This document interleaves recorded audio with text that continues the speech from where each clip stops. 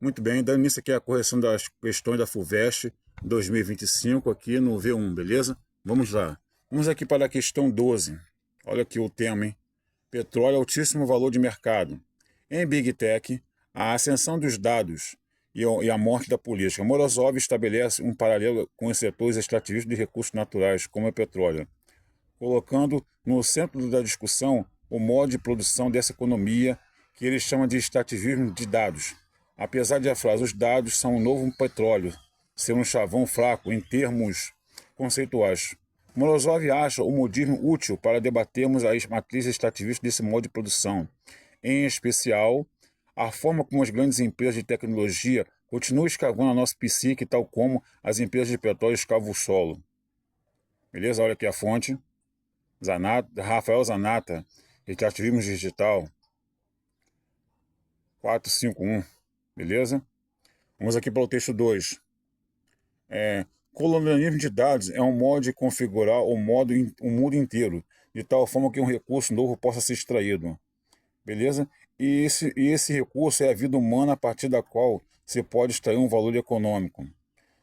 Sustentamos que os modos aos quais este novo colonialismo opera, as escalas nas quais opera, diferem do colonialismo histórico, que tão bem entendemos. Mas a função, a finalidade subjacente, o núcleo desse novo colonialismo é exatamente o mesmo do colonialismo histórico. É o de despossuir, apropriar-se dos recursos do mundo para o bem de uns poucos, de uma parte do mundo. Beleza? Olha aqui a fonte, ó. Colonialismo de dados e esvaziamento da vida social, antes e pós-pandemia da Covid-19. Beleza? Olha a fonte aí. Bom, vamos aqui para o enunciado, hein? Considerando os excertos apresentados, é correto afirmar que extrativismo de dados e colonialismo de dados são preceitos desenvolvidos por Morozov e Codry para nomear e descrever fenômenos. Vou repetir aqui, ficou fora do contexto, tá bom? Considerando os excertos apresentados, é correto afirmar que o extrativismo de dados e o colonialismo de dados são conceitos desenvolvidos por Morozov e Codry para nomear e descrever fenômenos. Letra A.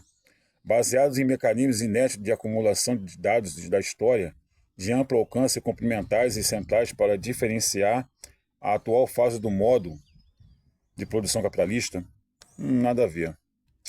Essencialmente diferentes, letra B. Essencialmente diferentes, pois enquanto o extrativismo trata de uma relação das empresas de tecnologia com a psique, o colonialismo trata de uma relação dessas empresas com a vida humana. Também não tem muito a ver nisso aqui não.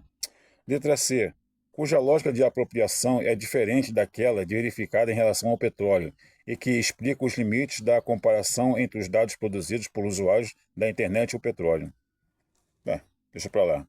Letra B, letra D, eis a correta, correspondente às duas formas análogas de apreender transformações do capitalismo contemporâneo, referindo-se a práticas que surgiram no passado, colonização e extrativismo, e com as quais compartilham finalidade. Pessoal, eis a resposta. Mais uma vez aqui o enunciado. Considerando os excertos apresentados, é correto afirmar que extrativismo de dados e colonialismo de dados são conceitos desenvolvidos por Morozov e Codry para nomear e descrever fenômenos correspondentes a duas formas análogas de apreender transformação do capitalismo contemporâneo, referindo-se a práticas que surgiram no passado, colonização e extrativismo, e com as quais compartilham finalidades, tá bom? Isso é correto. Letra E aqui, para finalizar, que abrem possibilidade para que alguns países desprovidos de recursos naturais valiosos se apropriem de dados produzido por usuários sem autorização prévia destes para extrair lucros. Beleza? A resposta aqui é a letra D, tá certo? Vamos aqui para outra questão aqui, a questão 13. Bom, número 13, hein? As formas de colonização ibérica e inglesa na América foram, durante muito tempo, consideradas processos isolados, estruturados em dois modelos opostos, as colônias de exploração e as de povoamento, respectivamente. No entanto, elas constituem um emaranhado de experiências compartilhadas pelos impérios atlânticos. Os aspectos comuns a essa forma de colonização foram olha o que eu observei aqui, no caso da Espanha, Mita e encomenda. Aqui só está falando da colonização inglesa e portuguesa, tá bom? A Espanha aqui desconsiderou. Então aqui na Espanha nós temos a mita e encomenda, que depois eu vou botar aqui nos comentários o significado delas, tá bom? No caso do Império Americano e Espanhol. Não há trabalho escravo, sim um trabalho compulsório, beleza? No caso aqui da mita e encomenda.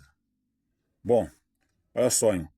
Os aspectos comuns a essas formas de colonização foram, no caso, portuguesa e inglesa. Letra A.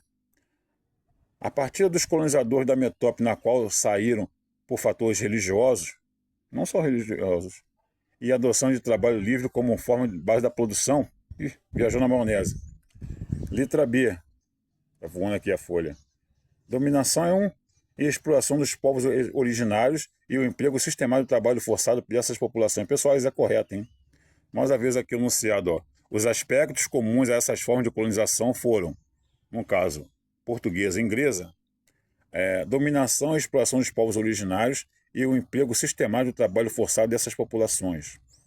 Letra C. Introdução de colônias sem interesse na ocupação demográfica e o objetivo exclusivo de extração de riquezas minerais. Introdução de colônias sem interesse na ocupação demográfica. Deixa para lá. Letra D. Produção local organizada em pequenas propriedades, portuguesa. E utilização primordial da força de trabalho familiar. Né? Basicamente aqui é inglesa. Bom, letra E. Falta de interesse metropolitano pela exploração comercial e a inexistência de benefícios financeiros para a metrópole. Viajou aqui na maionese, hein? Vamos aqui para a questão 14. Questão 14 aqui fala do manifesto da Confederação do Equador, os 200 anos, tá certo? Uma questão aqui, ó, efêmeris, múltiplo de 50, 100, 150, 10, 200, certo? E assim vai. As datas específicas aqui, ó. Confederação do Equador, 1824. A prova foi ocorrida em 2024, então 200 anos. Bom, vamos lá ao manifesto. Brasileiros, está conhecida nossa ilusão ou engano em adotarmos um sistema de governo defeituoso em sua origem e mais defeituoso em suas partes componentes. As constituições, as leis e todas as instituições humanas são feitas para os povos e não os povos para elas. Pois, brasileiros, tratemos de constituirmos um novo modo análogo às luzes do século em que vivemos. O sistema americano deve ser idêntico, no caso republicano. Desprezamos instituições oligárquicas só cabidas no encarnecer da Europa.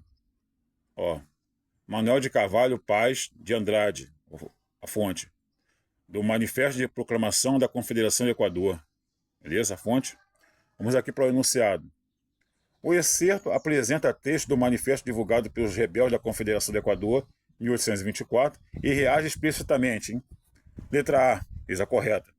A dissolução da Assembleia Constituinte e a outorga de uma Constituição elaborada pelo Conselho de Estado, Dom Pedro I. Mais uma vez aqui para finalizar o enunciado, hein? O excerto apresenta texto do manifesto divulgado pelos rebeldes da Confederação do Equador e reage explicitamente, letra A, a dissolução da Assembleia Constituinte e a outorga, ou seja, a imposição de uma Constituição elaborada pelo Conselho de Estado. Letra B. O distanciamento do governo brasileiro em relação à coroa portuguesa e a política europeia do período. Nada a ver. Letra C. Ao caráter descentralizador do regime democrático. Ao caráter descentralizador? Não, centralizador do regime monárquico. E o aumento da autonomia das províncias? Esquece. Letra D. Ao poder exercido pelos produtores nordestinos de algodão e pelos cafeicultores paulistas. Não, os cafeicultores paulistas, bem, vem um pouco depois, né? Beleza. E a letra E. A adoção do regime republicano pela Constituição e o fechamento do Parlamento Nacional. Desconexo isso daqui, desconexa. Bom, por enquanto é só, tá bom? Finalizando por aqui. É isso aí, valeu. Se puder se inscrever nesse canal, deixe seu like. Valeu, pessoal. O sol já tá nascendo aqui.